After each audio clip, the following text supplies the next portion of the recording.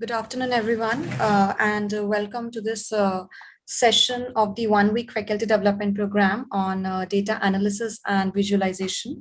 As we all are aware, this one-week faculty development program has been organized by the Teaching Learning Center of Ramanujan College under the aegis of Ministry of Education's sponsored Pandit Madan Mohan Malaviya National Mission on Teachers and Teaching. For today's session, we have Dr. Nikhil Rajput, and Dr. Rajput will be talking with us on the topic data collection and cleaning. Dr. Nikhil Rajput, a doctorate in computer science from Jawaharlal Nehru University, New Delhi, is currently associated with Ramanujan College in the capacity of Assistant Professor, Department of Computer Science, and Assistant Director of the TLC Ramanujan. He has also been the national coordinator for the National Resource Center, which was awarded to the college under the Ministry of Education. In 2015, Dr. Rajput represented University of Delhi in West College, Scotland, under the UK-India Education Research Initiative project. He has also been amongst the 19 delegates selected by TAFE Australian to visit Canberra under Australia-India Wealth Programme 2017. Dr. Rajput's research interests range from stochastic modeling, machine learning, image processing to computational linguistics, robotics, and blockchain. Not only he has a number of publications to his credit, but he has also been a valuable resource person for various training workshops and seminars in a number of institutions, including AIMS Delhi, South Asian University, Mumbai University, HRDC, Assam University, institutions of University of Delhi like Jesus and Mary, Daulat Ram, LSR, and others. He has convened and coordinated more than 90 national faculty development programs and has acted as advisory and technical committee member for several international conferences. Dr. Rajput has also, to his credit, a major project from the Department of Science and Technology, Government of India, for building a solution for interactive and immersive framework for cultural heritage sites. Thank you so much for being with us today, Dr. Rajput, and you may please begin the session. Okay, thank you, Shipra, for the introduction. And let me just share my screen to start the session for today. I hope my voice is clear, Shipra. Yes, you're live. Okay, so today we are going to learn about data, what are different types of data and how to collect data from different sources which are authentic. I will just mention few of them. Because since it depends on the domain in which you are working, and definitely some tools for analyzing and cleaning the data. Okay, so I will be focusing more on cleaning and collection of data today. So let's start with few types of data and what type of data are available on web and different other sources.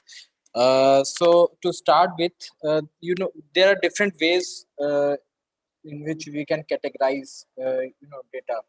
Like for example, let me open just something to write, maybe Google Doc.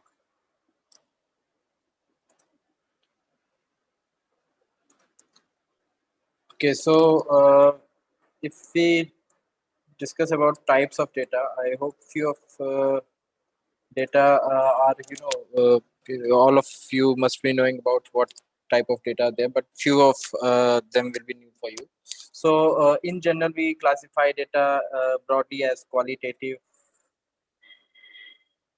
and quantitative. So this is one way to categorize data. I will just name few types of data and then I will discuss about it. Quantitative. Other ways of classifying data is open data and closed data, temporal, spatial. I will just discuss about all of these in detail. Structured, unstructured, semi-structured,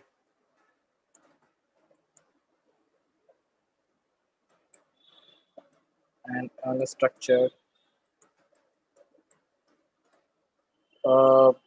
And again, few there are other ways of classifying data also, like if you can write like big data, real time data, and high dimensional data. So and there are a few other ones also, but these are the basic one which you can uh, just you will go through. Must have handle these kind of data. So first one is quantitative and qualitative. So it's very easy to understand. If you can quantify it in numbers, then it is quantitative, and if you cannot categorize it as numbers or some kind of numeric value, then that's qualitative. Okay, there are the other types of qualitative and quantitative also. You can also define some data as a qualitative or uh, mm, qualitative, like nominal and ordinal. And quantitative, you can also categorize it as discrete or continuous. As I said, there are other ways also, and if you Google it, and you will find different other categories also. So it's not very, cannot you cannot define it exactly, but like how many types of data are there, but you can just get some few idea about what type of data is there. So let me just quickly go through this qualitative and quantitative, and then I will discuss about these things which which may be new for most of you.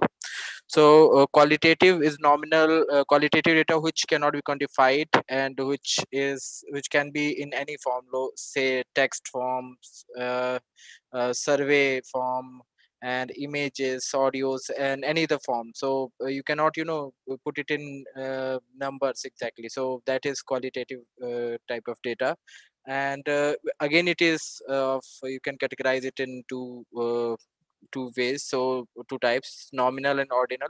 So nominal is just like you just if it takes some kind of labels. Okay, so for example, gender, you can just give like gender, women or men, and transgender. So this gender thing is, it is a data, and it is a nominal, so you can just label it like gender can be male or female or transgender or others. So this can be like one type of data which is nominal in nature. Hair color, marital status, so these all kind of data are nominal in nature because you can just label them. You cannot put it some number or something like some other things related to this. Ordinal data is which has some which has some intrinsic order. Okay, so it is related to some number, but not exactly the number. For example, if you rank your students in a class, so first, second, third, it has an intrinsic order, that first one is number one is this student has secured more marks, so this can be put as a number one student and other student. uh, Other example is letters ABC. If you put it write it in on a paper, so you can just make it as a ordered one. So comes before B, and B comes before C, and so on. So letters, it has an intrinsic order, but it is not exactly a number. So this is again a ordinal type of qualitative data. Feedbacks from customers. Okay, so economic status, so low economic people, and high and medium. So all these have in some kind of intrinsic order. So these are nominal and ordinal type of qualitative data. Quantitative, you can just uh, you can consider it as you if you can put it as some number for some kind of data, then you can call it as quantitative. So it can also be a two types, discrete or continuous. So discrete, if it takes discrete numbers or discrete values. So for example, number of students in a class, number of COVID cases in Delhi, or say number of COVID cases in India, you can just number it. So that can be 40,000 or 1 lakh or any number. So this kind of data is discrete in nature. uh, continuous data, it can take any value. So it can take floating values like point values also. So say for example speed of a car, okay, and some height distribution in a class. So this takes continuous values because it can take any values. It is not discrete in nature. It cannot be, exactly quantified that the car is running at speed of 40. It can be a 40.5, 40.34, any number can be there. So this is continuous in nature. So discrete and continuous is again another type of data. So this was about if you classify it under qualitative or quantitative form. But there are other forms of classification also, like for example open and closed. It can be applied to the data which you find on the internet, or you just collect it. It can be under different categories also. So data can be open as well as qualitative, or it can be open as quantitative, closed at qualitative, quantitative. It can be a spatial temporal also. So it's not like that any data with qualitative in nature, it cannot be open, or it cannot be spatial, or it cannot be structured. So these things are mixed ones. So you can have any data which can be of different forms, but any data which cannot be, any quantitative data cannot be have qualitative in nature. So these two, nothing common in between these two things, but it some data can be have common properties like closed qualitative, closed quantitative, and even. So let's discuss our open and closed data. So any data which is available freely on any source, or maybe in library, or if you go to collect it offline or anything, it is available in public openly. So that data is open. And if it is not available directly in the public, so it is closed. Okay, so if you just google it, and you find some authentic source of data on the internet, then you can consider it as open. But if it is not there, and you will have to some you get permission, special permission for collecting that is closed form of data. So there are different websites which provide open data. I will discuss about it very soon.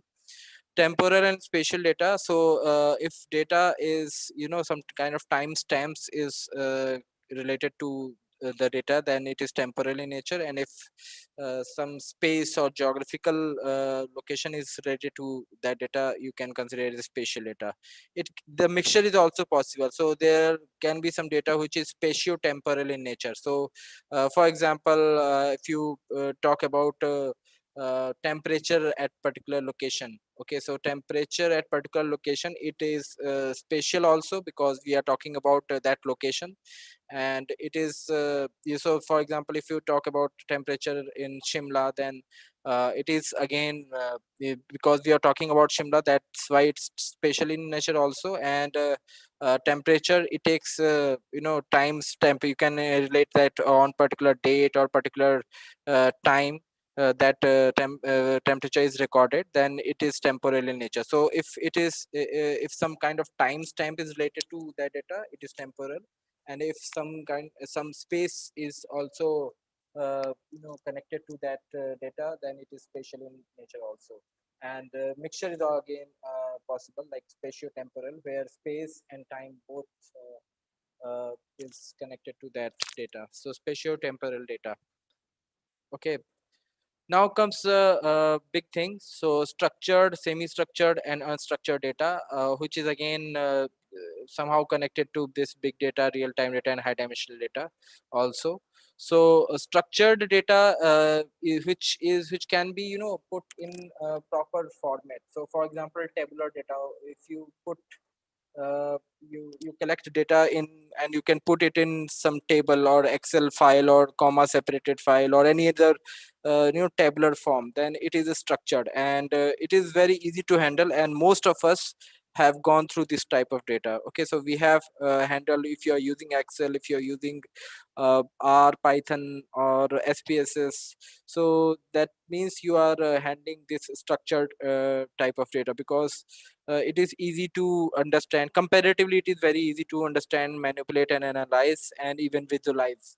So structured data is most of the data. Like for example, if we say that number of COVID cases in India from March 2020 to March 2021, then you can put it in a tabular form. So this is a structured data. Okay, so but unfortunately most of the data available on in the real world is not in structured form. It is most of them are in unstructured form, and few of them are in semi structured form. Okay, so tabular data is, for examples, are all CSV files or Excel files.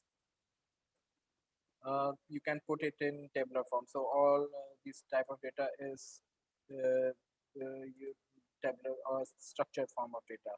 Semi-structured data, if we talk about semi-structured data, then semi-structured data is, let me just put it in the form. So all tabular data CSV file. Dr. Rajput, would Yeah. you please see your voice? It's coming a bit low. Okay, okay. And Is it fine now? yeah, it's fine. All right. So, a semi-structured data. If you have heard about XML data or JSON files on internet, then these are semi-structured data. So it's not in the tabular form, but it's in some different kind of format. Let me if let's find some example for this. So XML data. Mm,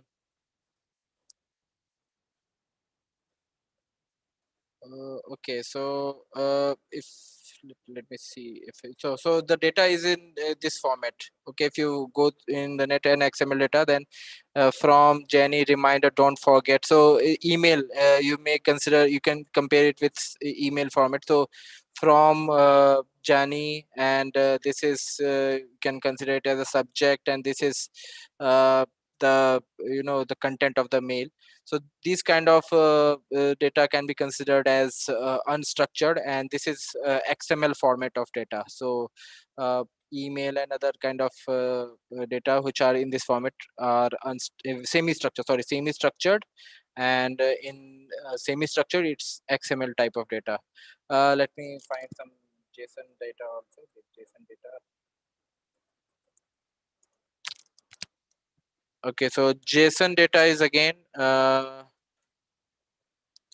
so this is again like in this format. So you can see that it starts with this is square bracket and with this square bracket, and color red, and value this one color green. You can consider like a color of a flower, or say if you are collecting some survey kind of data through this network. So JSON file is in this format. So you can see this is not a table format. It's not your Excel file. You cannot put it directly in the Excel format directly.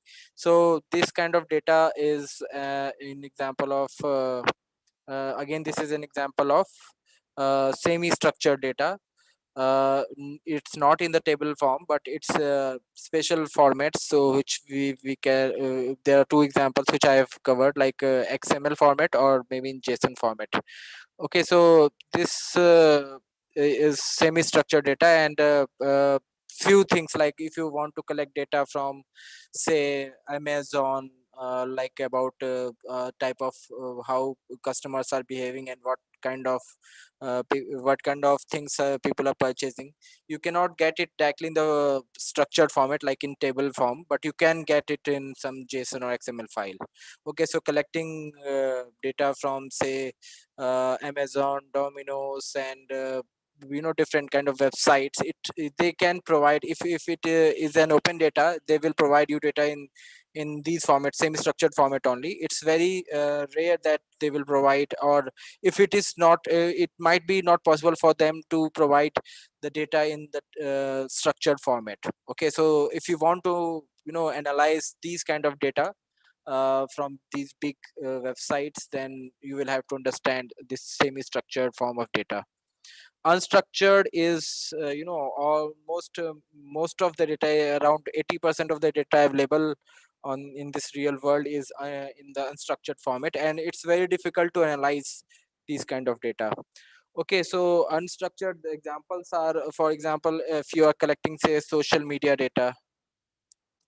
So what type of images are posted, or what type of information are posted on Instagram or Facebook, and say what kind of posts are liked most, and these kind of things. You cannot put it directly in the tabular form, or you cannot have it in semi-structured format. These kind of data are mostly in unstructured format. Survey data, say if you collect it, it might happen that you can make it in the structured format, but if you go for a real time survey, then you cannot just put it in tabular form or semi structured form. It's mostly most of the survey are in a structured format. Say chats, so if you want to collect type of chats or other kind of SMS surveys or WhatsApp, these kind of data is again unstructured format. And images, audio, videos, all these type of data are unstructured, so you cannot put it directly in the tabular form.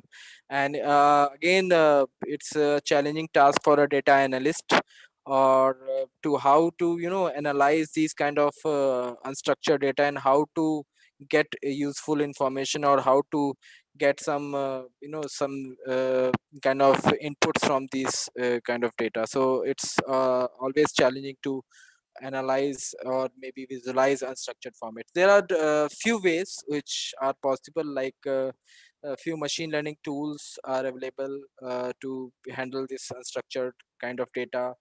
Maybe if you're a mathematician, or then you can uh, go for, say, graph theory to analyze this unstructured form of data. But it's always challenging to analyze this unstructured form of data.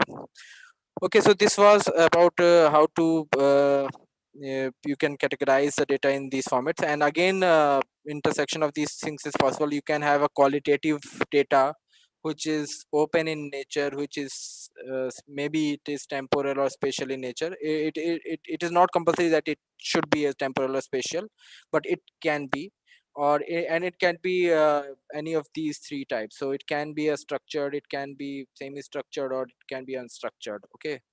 And as I said, structured data is easy to analyze. There are different software available for it. Like you can go from Excel to Python or R, SPSS data. So there are different ways through which this structured data can be analyzed. A few tools are available for analyzing semi-structured data, and very few are available for analyzing unstructured form of data.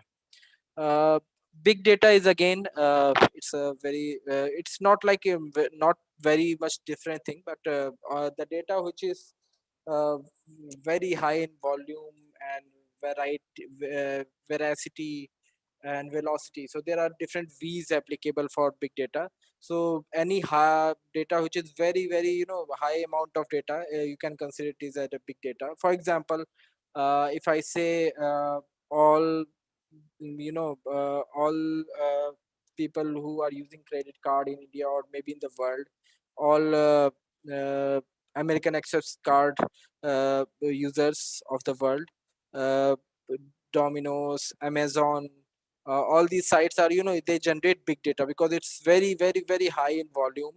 Its velocity is very high because people are buying in every second something is any person in this world is buying from Amazon or Flipkart and any other website. So its velocity is very high, and its again veracity is also very high. So there are different these related to it. If you Google it, you will find uh, about it, like big data, these different six V's or maybe three V's also there. So big six V's, or some say three V's.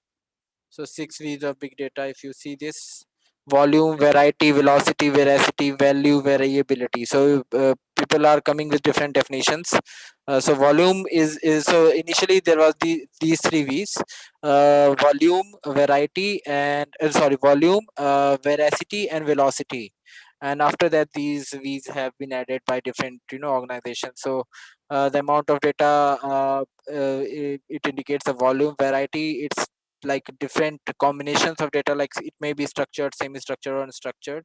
And velocity is the speed at which the big data is generated, the degree of which data has been trusted, so veracity, and value, the business value of the data collected, which means that if it is valuable or not. If it is not valuable, then we can ignore that, any field of that data. Variability, the way in which the big data can be used and formatted. So this is big data. This example of big data, the 6 V's of big data.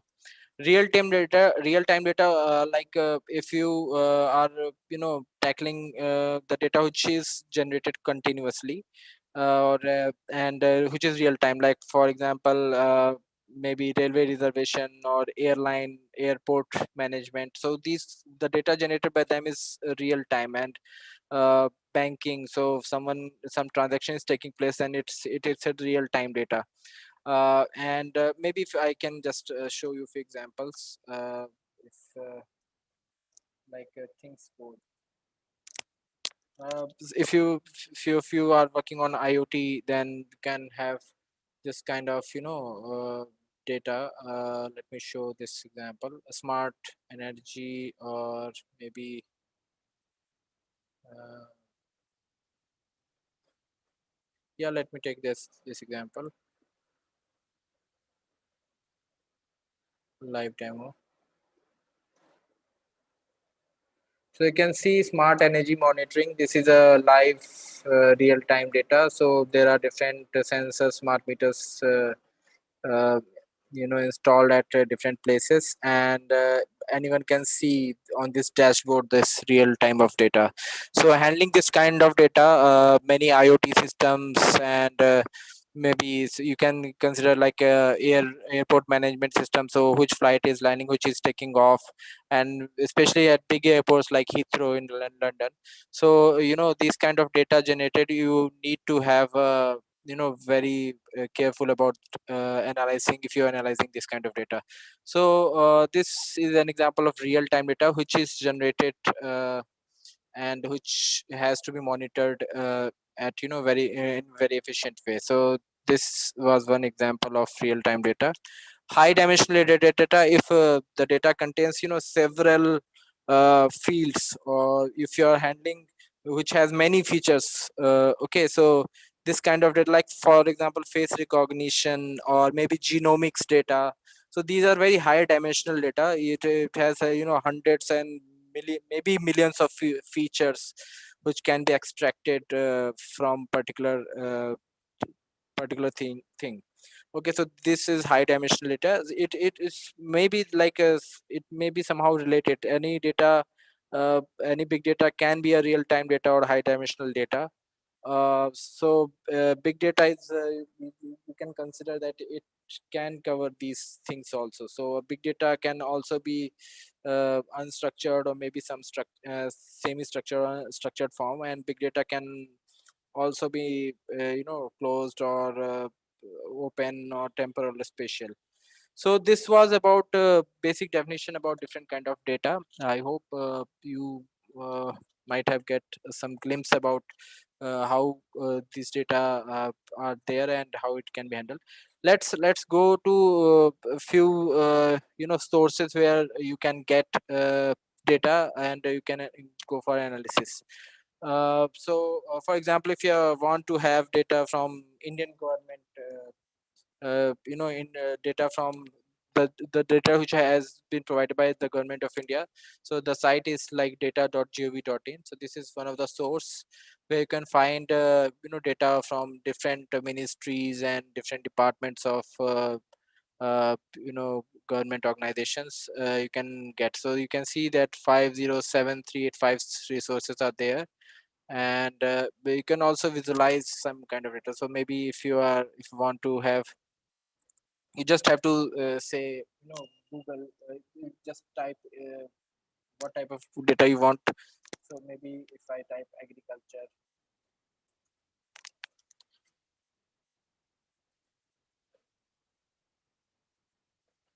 uh, yeah, so agriculture data, so you can see that here the data, and you can just go for click on the link and you can just download it and use it. So it is one of the authentic source, and you can even cite this data if you're writing a research paper related to that. So you can see the different formats are available. XML, JSON, and JSON-P is available. So you can see the semi-structured form of data is also available apart from this structured form. So XLS and ODS are structured format. So most of us must be using this kind of data. Can just download it and use it. So this is one of the source to authentic source if you want to work on the data provided by the government of India. So there are hundreds and thousands of data sets are available on these sites. Another site which is very full is from Google. So Google data set. So this is not exactly the provider of uh, you know site provider of the data, but it is a search engine especially meant to search data set. Okay, so if you want to search for a specific data set, then you can go for this data search dot research dot google dot com and say corona virus India. You can just type it here, and you will see that different sources of data are available from different sources, and most of them are authentic, so you can use it. So for example, if I click on this link, and it will take you to this website, and now you can just download it from this site, the data. Okay, again, so it's asking to just sign in, so I will use my Google account for it.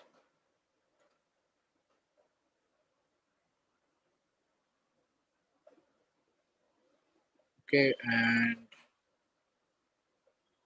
so active cases by state, you will have to just explore this to get the data from different sites. So you need to explore. So you can see this is the download button, and now you can download it.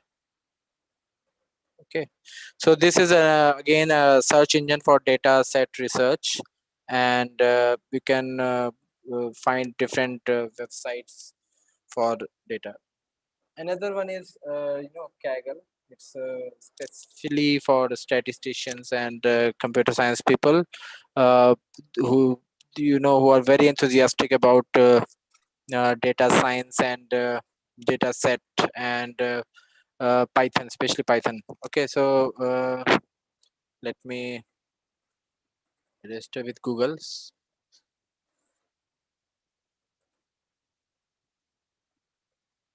So kaggle.com is there. It will ask you to just register for this site. uh, I agree. Okay, so you can find different data set for anything. Even you can find like if you want to have some Twitter data. Okay, so Twitter data. So go to you just use this search box to find different kind of data set, and even you can add your data set also. Uh, there are competitions also which are there in this Kaggle. So you can see, and the award money is quite high in few cases. Like for example, you can see the award money is 1 lakh dollar for this uh, data analysis. And again, you can find different uh, prize money is also there, and few are just for fun. So you can also, if you just go for it, and maybe you can suggest your students to have an account on Kaggle and start. It's all things are available here, so you can directly code here. You can have data sets, so you can upload your data set here, and you can also see different discussions here. courses are also available there here.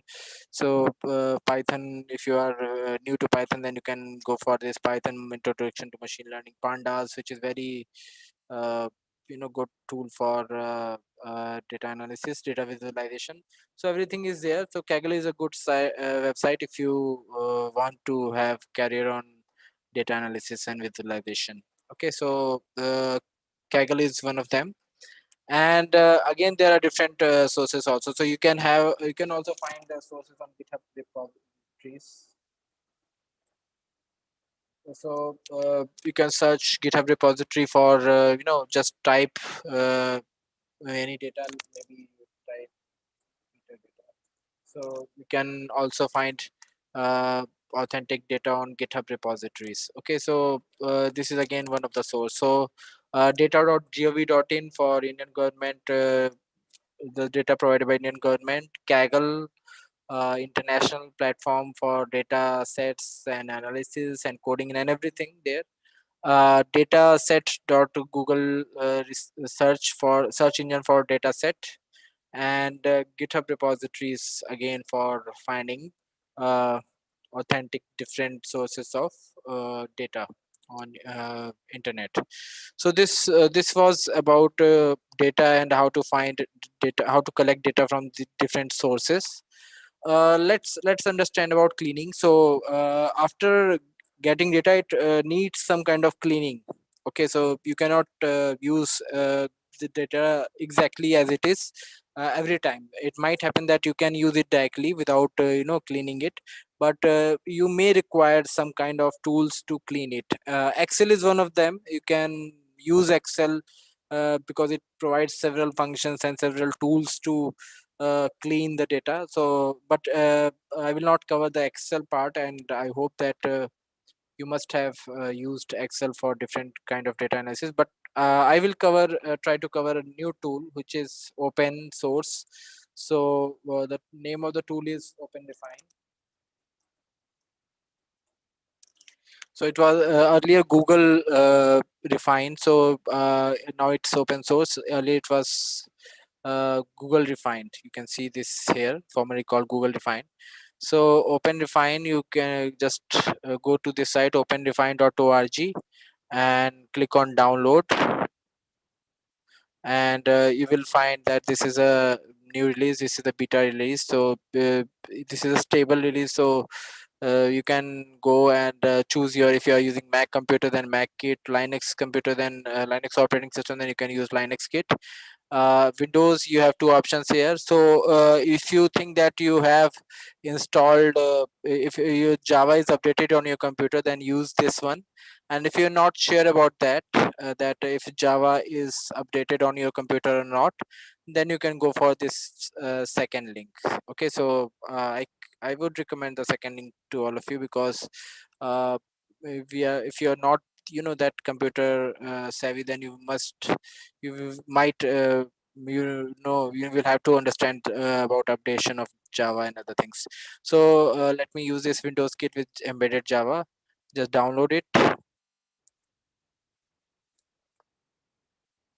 and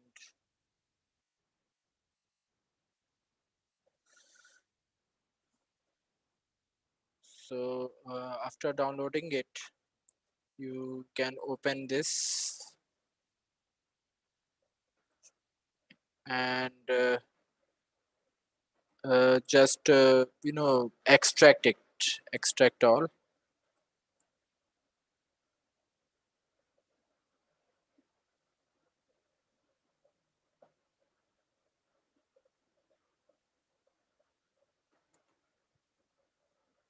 It will take some time.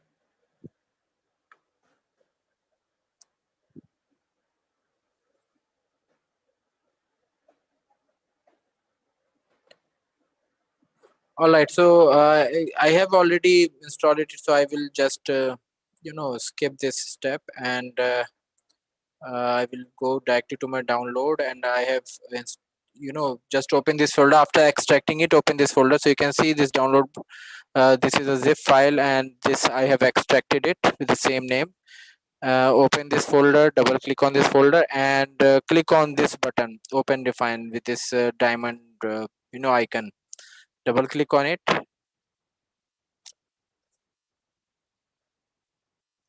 and it will open in a web browser. So in my case, it has opened in this Google Chrome, because it's my default browser. Now you can see different formats are there. This OpenRefine can handle these kind of formats. So TSV tab, separated CSV, Excel, JSON, XML. So semi-structured data can also be handled through this OpenRefine. RDF and XML and Google data documents are also supported. For other formats of data, you will have to use this extension thing. So you can use extension thing if you want to add any other kind of data apart from these formats. Okay. Now you will have to upload your data, and there are different options available here from your computer. If you want to upload your data from your computer, then this is the option. From any website link, directly from website link, then you will have to paste the web link here. If you want to copy and paste, then clipboard is here, so you can copy your data from Excel and paste it here directly. Database, so if you are using any kind of database, SQL database or other database, then you can establish the connection directly. So you can consider it like for live data. You can establish a connection from your, say, web page or any database, and you can analyze it here. And if your data is in Google spreadsheet, then you can paste the link here. For now I will use this link, so I want to upload it from my computer. So choose file, and let me see. I have downloaded that COVID data on my desktop, so I will uh, go for that data only. India COVID, open. Next. uh, so you will see that this kind of data, because it has not able to detect it, but I know that I have downloaded it as Excel file, because that data was in Excel format. So select this one, so Excel file. I have select this format, and now it is completely understandable. So you will have to be careful when you download it. You must see and observe it, like in which format the data is there. Okay. Now after selecting this Excel file and uploading this from my computer, click on this create project. So this is the data now. uh, Now let's see what kind of analysis and what different things you can do on uh, this OpenRefine. So first thing is like, if you see this is upward downward triangle button, then you will, if you click on this, and there are different options available here. For example, few things you can do it directly, like edit cells and common transforms. If you go to common transform, trim leading and trailing white spaces. So if you have downloaded some data and you find that some spaces, like some extra spaces is there at leading and trailing points, then you can use this trim leading and trailing white spaces. Collapse consecutive, if you see that extra spaces are there between different texts, then you can use this one. uh, you can also change the case, like if you want that you can see this, the data is in this sentence case, and you want to make it uppercase, then you can make it directly uh, edit, sorry, edit cells and common transforms to uppercase. So you can see the whole data, this is directly changed into this uppercase format. We can make it lowercase also. You can change the format of the data also. So it says the text data, if it is, if you have downloaded, then, and the uh, the format of data is not in the text exactly, then you can make it text. Or if it is a date, then you can make it a date or number. So this, and you can also make it an empty string or null. So these type of common transform are also there, and if you want to explore more kind of transform, then you can again go for it. Okay, so it also provides integration with Python directly, so you can use this Python also for it. Okay, uh, other thing which you can do, like sort and transpose and edit columns, all these features, if you have used like Excel, if you use, you can use those things here also. Okay, the difference is like you can analyze, or you handle this data in different other formats also, like JSON or XML. Like for you, it's very difficult to handle JSON or XML file in Excel, but it's easy to handle it in OpenRefine. So uh, if you just handling a tabular data or a simple table of data which is some CSV or table format, then Excel and OpenRefine provides almost equivalent service. But for different other formats of data, OpenRefine is good than better than Excel. Okay. One more thing is like the feature which is there is reconcile. So if you want to compare this data from existing repositories, then this is reconciliation, and it is a good feature. So let me show this. So start reconciling, and the option here is like there are different standard services, like the different standard data set with which this will compare your data set. So Wikidata is one of them, and if you want to add exist some different existing repositories, data repositories, then you can also add them and use it for reconciliation. uh, it will take some time.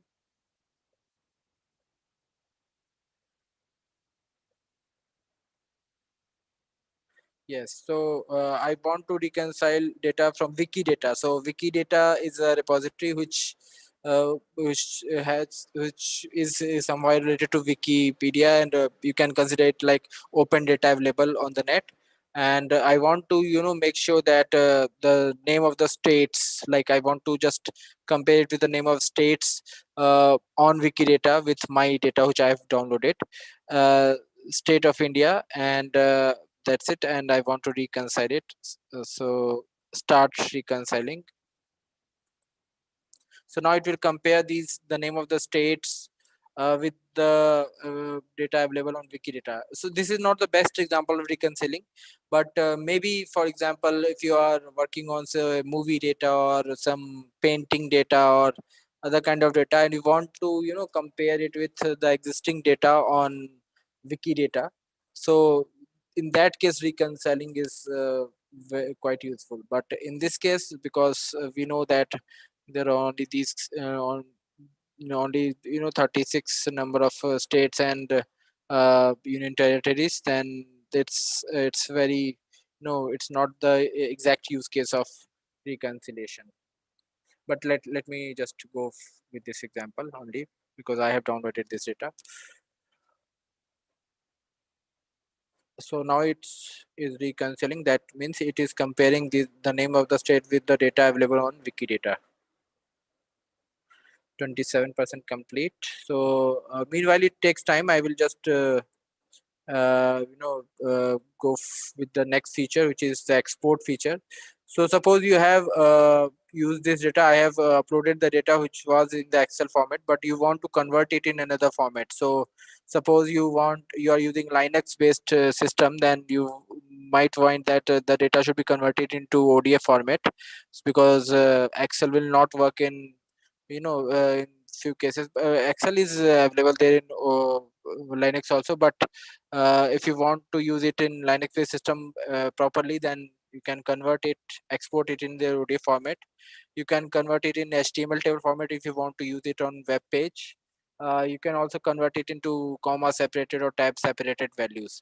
So this is again another feature in which through which you can convert your data from one format to another format. Okay, so uh, uh, the data which I have downloaded was in Excel format, and now you can convert it into these formats. Okay,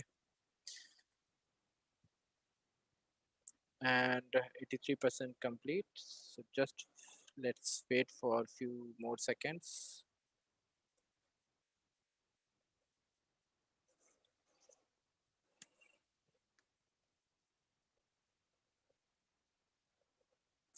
Yes, so it's done. Now you can see it has compared the data with Wikidata, and it has found the match for 27, and it has not able to find match for 9. Okay, so it this Andaman and Nicobar, it has not able to find on the wiki data. As I have already said, that it is not the appropriate data set, because on wiki data this name was there, but it's exactly this name was not there. For Chandigarh, these names are there on wiki data. For Dadra, Nagar Haveli, and Daman and Diu, these names were there on Wikidata. For Ladakh, these names are there, but for most of the states, you can see the match is there on Wikidata. So reconciliation, you can also compare it with Wikidata is one of the repository, but there are other repositories also. You can uh, just find it the existing repository uh, depending on your domain. So if you're a biology person, then you can use this biological data set to reconciliation, and if you are humanities and you're working on, say, painting or historical data, you can use history repositories for that also. Wikidata is very common and open data which is available there, so it might be useful where some common type of, like as I said, say movie data or songs data or painting data or this kind of data, you can use it for reconciliation. Okay, so this was the basic introduction of OpenRefine, and apart from some basic tools or basic refining, you can use it for different purpose. So as I said, you can also some basic transformation, like removing white spaces, changing upper cases, lower cases, and some basic things you can do on OpenRefine. It is possible to do it on Google, you know, the MS Excel also. But if you are using, say, JSON data or XML data, then OpenRefine is a better tool to clean your data. Okay, so uh, this is the example of it. Okay, I think I should now take queries if you have any. Then otherwise I Okay. think I will stop today. Thank you so much, Dr. Rajput. There are not much. There are not any specific queries. Rather, participants are very happy that you have shared this informative session with them. However, there's one question from Pranita Gurung, and the participant wants to ask if there are any sources of data regarding content analysis of newspapers. uh, Content analysis of newspaper. Okay, so if someone have done that, then only you can find it, because since it's not related to my field, but you can use this data set research, google.com, for newspaper data. And I think if you just want to use it directly, then qualitative for qualitative data analysis, then I think NVivo is appropriate tool for that. But definitely you can go for a few data from this dataset .google.research tool for it. Okay. Okay, so thank you so much, Dr. Rajput, for taking out time for our participants and sharing this valuable field about data collection and cleaning. And we hope to see your future lectures in the upcoming programs. Thank you so much. Thank you.